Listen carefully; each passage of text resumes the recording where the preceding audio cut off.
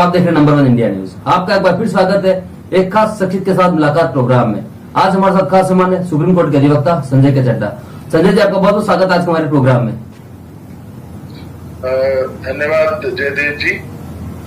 संजय जी, आपसे मेरा पहला सवाल है कि प्लेसेस और वर्शिप एक्ट को सुप्रीम कोर्ट सुनने के लिए तैयार हो गया है, आखिर इसके क्या मायने हैं?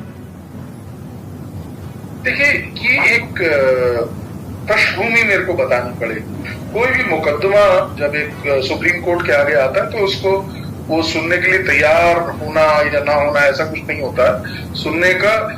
इसमें एक 90 देखिए, पहले तो प्लेसेस ऑफ वर्शिप एक्ट के विषय में मैं बताना चाहूंगा, 2 मिनट जरूर लूंगा, लेकिन हमारे जो दर्शक हैं उनको स्पष्टता तभी आएगी।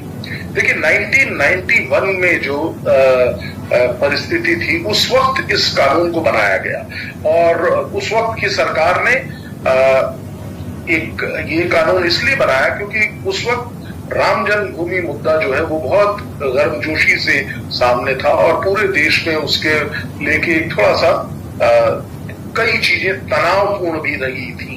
तो उस परिप्रेक्ष्य में वहां के उस वक्त के जो हमारे नेतागण थे, हमारी जो गवर्नमेंट ऑफ इंडिया थी, उसने ये सोचा कि क्योंकि अन्य ये सब लोग जानते हैं, हिस्टोरिकल फैक्ट है कि अन्य जो हमारे वर्शिप के प्लेसेस हैं कई, वहां पे हिस्टोरिकल एविडेंसेस हैं जो कि मध्यकालीन मुगलकालीन शासकों ने कई हमारे मंदिरों को ध्वस्त किया या इस तरह की चीजें हैं।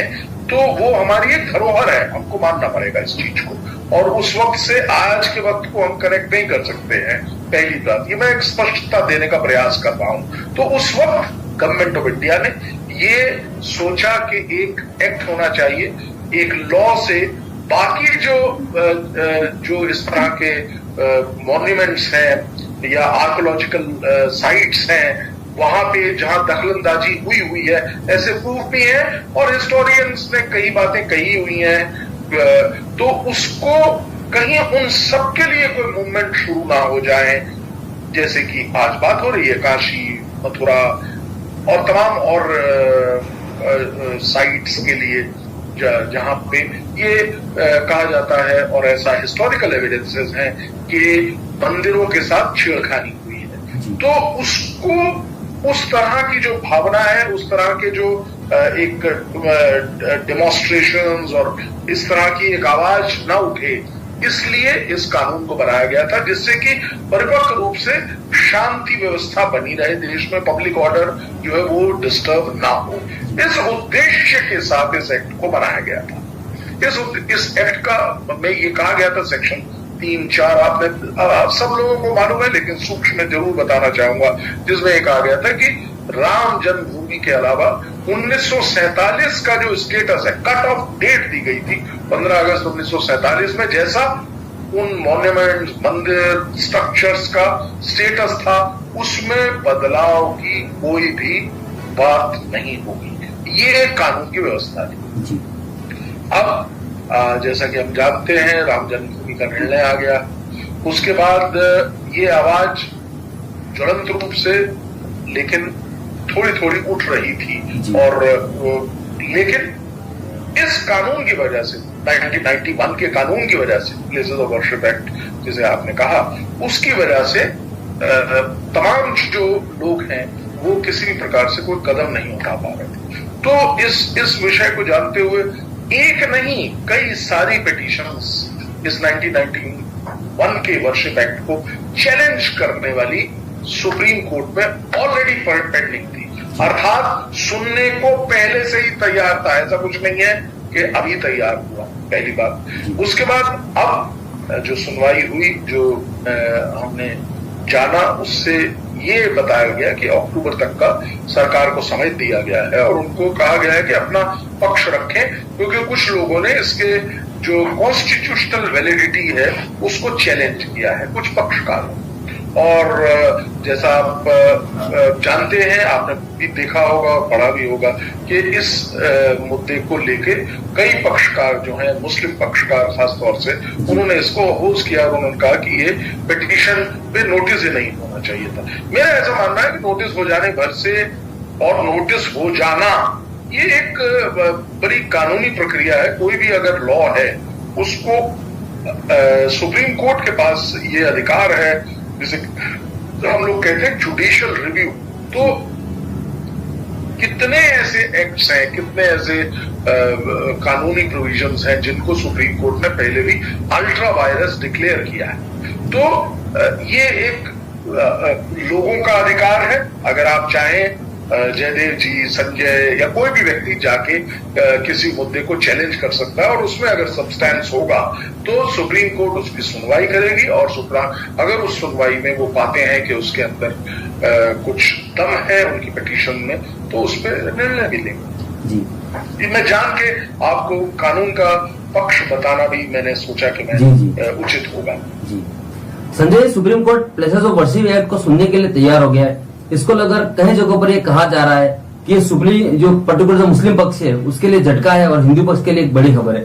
तो क्या कोर्ट सिर्फ इस मामले को सुनने के लिए तैयार हो जाए, उससे मुस्लिम पक्ष के लिए झटका हो सकता है, और हिंदू पक्ष के लिए अच्छी खबर है, बड़ी खबर मानना चाहिए? अगर मानना चाहिए तो क्यों? देखिए, मुझे ये एक तो मैं अपना मत अगर आपसे दूं कि इसको हम लोगों को एक इस तरीके से डिवाइड नहीं कर देना चाहिए जैसा हम करने का प्रयास कर रहे हैं कि मुस्लिम पक्ष, और ऐसा कहाँ पे है। कई जगहों पे हम देखते हैं कि कई सारी ऐसे लोग भी हैं जो कि इस चीज पे निर्भर भी नहीं है, अपना काम कर रहे हैं वो लोग। लेकिन ऐसा कोई किसी को झटका नहीं है, बल्कि मेरे को तो ऐसा लगता है कि इससे और परिपक्वता आएगी, मजबूती से जो भी एक लॉ संगत बात होगी उसको सुप्रीम कोर्ट लाएगी। हम सबको सुप्रीम कोर्ट के ऊपर ट्रस्ट है, और चाहे वो हिंदू हो, मुसलमान हो, सिख हो, ईसाई हो, सब लोग इस बात पे पूर्णतः विश्वास रखते हैं कि हमारा जो जुडिशरी का इंस्टीट्यूशन है, जो कि सबसे टॉप पे जिसमें सुप्रीम कोर्ट है, और सुप्रीम कोर्ट पे सब लोग विश्वास करते हैं। संजय जी, अब इस कानून पर चर्चा होगी, केंद्र सरकार भी अपना जवाब देगी, तो आपके हिसाब से सरकार इस पर क्या जवाब दे सकती है?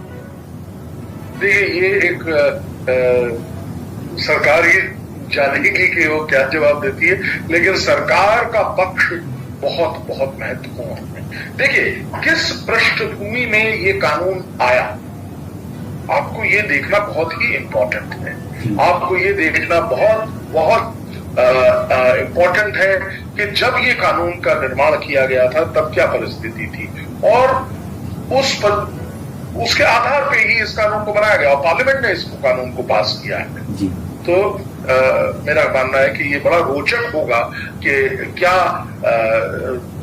जवाब देती है सरकार, क्या केंद्र सरकार इस पे किस तरह का एफिडेविट देती है, उनका क्या पक्ष होगा।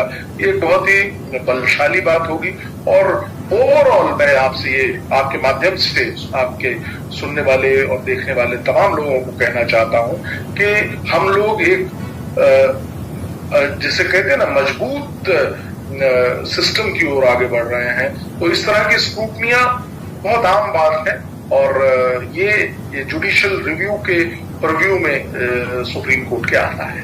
जी संजय जी, आपसे हमारा क्लोजिंग क्वेश्चन है कि प्लेसेस ऑफ वर्शिप एक्ट की सुनवाई से ये जो काशी मथुरा तमाम जो स्थल है, इन पर क्या इफेक्ट पड़ेगा, या वर्शिप एक्ट पर क्या इम्पैक्ट पड़ेगा इससे? देखिए, ये बात बहुत ही मजबूत है। अगर ये जजमेंट, जैसा कि अगर मैं कहूं कि ये हाइपोथेटिकली मैं कह रहा हूं, अगर मैं कहूं कि ये जो पिटिशंस हैं उन पिटिशंस को सुप्रीम कोर्ट स्वीकार करती है, सुप्रीम कोर्ट आज तकरीबन 31 साल के बाद वो प्लेसेस ऑफ वर्शिप एक्ट को अगर अल्ट्रा वायरस करती है, तो मुझे लगता है ये जो तमाम मुद्दे हैं वो जीवंत हो जाएंगे और इन पे फिर बात होगी, पहली चीज। लेकिन एक बात मेरे आपसे बात करते करते मेरे जहन में और आई, वो भी मैं आपसे शेयर करना चाहूंगा। जो राम जन्मभूमि का मुद्दा है, उस मुद्दे में यानी कि राम जन्मभूमि का जो जजमेंट है, उस जजमेंट में इस लॉ को 1991 के एक्ट को बहुत बहुत इंपॉर्टेंस देते हुए लंबा डिस्कशन इसके बारे में किया गया है, और इसकी वैधता को और इसके जो प्रभाव हैं उनको विविध रूप से बहुत बड़े स्वरूप में डिस्कस किया गया है। अगर हम उस इंटरप्रिटेशन को लेके जाते हैं तो मुझे लगता है थोड़ी सी कठिनाई जितने भी एप्लीकेशंस हैं, चाहे वो स्वामी जी की हो या और तमाम सुब्रमण्यम स्वामी की हो या और भी कई लोग हैं उनकी पिटीशंस हों, उनको वो पक्ष को सुप्रीम कोर्ट को सेटिस्फाई करने में बहुत मुश्किल आएगी, मुझे ऐसा लगता है। जी संजय जी, आप नंबर 1 इंटरव्यूज के लिए